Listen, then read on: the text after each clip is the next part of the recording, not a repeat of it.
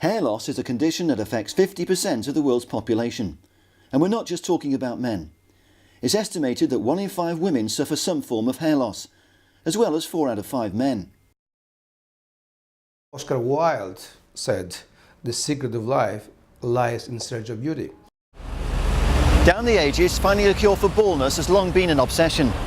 In today's image-conscious society, the hair replacement business is a multi-billion-dollar industry.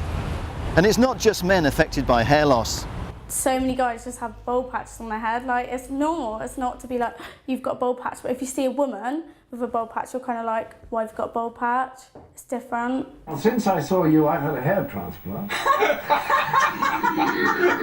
But what are the options? Laser treatment, lotions, drugs, or simply wearing a hairpiece? I hate wearing wigs. Approaching my 50th birthday and with the prospect of baldness looming large, I decided to set out on a journey to get back to my roots. It brought me here to Athens, the Greek capital. Whatever it takes, I was determined to find out the bald truth and take the appropriate action to turn back the clock. Find out the truth about hair transplants and why the traditional strip replacement surgery, endured by the rich and famous for so many years, is now considered a barbaric procedure. When I saw the strip procedure, I was absolutely scared. I thought it was painful. It's butchery. It was absolutely awful. Well, in my opinion, strip surgery should be outlawed. See how really severe and barbaric the surgery is. We'll be meeting men and women from around the world who have undergone a range of treatments in the quest to find a cure for baldness. I only noticed it because I give her a hug and a kiss, but if it was noticeable, I'd be like, nah, get to the clinic.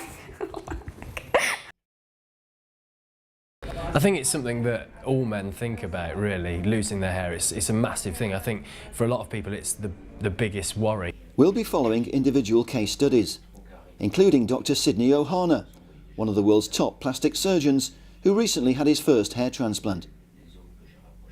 A personal friend of France's First Lady Carla Bruni and her husband President Sarkozy, Dr. Ohana is highly respected for his charity work on the international stage. He believes plastic surgery is now more widely accepted because modern techniques are so advanced and the results possible are more natural than ever before. We'll be examining the techniques used and endorsed by celebrities like sports stars Shane Warne and comedian John Cleese. We'll also be catching up with the Greek millionaire who has spent the past 40 years developing treatments for hair loss. Many experts agree he has pioneered the most advanced hair replacement technique available in the world today. It's certainly a vast improvement on the old-fashioned strip replacement transplant. There's no comparison at all. There are two different procedures. In fact, strip surgery is a surgical procedure where a big piece of your scalp is actually removed. You remove the scalp itself. What we do is we remove single hair follicles one by one. Follow my journey as I put myself on the operating table and experience the latest hair replacement technique that promises to regrow my own hair within a matter of months. Join me as I expose the myths and uncover the secrecy that has made hair replacement techniques a taboo subject.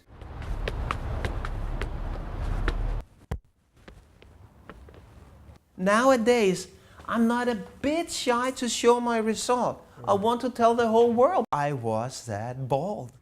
Discover the bald truth about the secret world of hair replacement treatments and judge for yourself how far would you go to satisfy your vanity. Losing my hair was a very personal thing and I wasn't prepared to put up with it. So I decided to get something done. I didn't even tell my own mother, and now that I've had the treatment, it's the best thing I've ever done.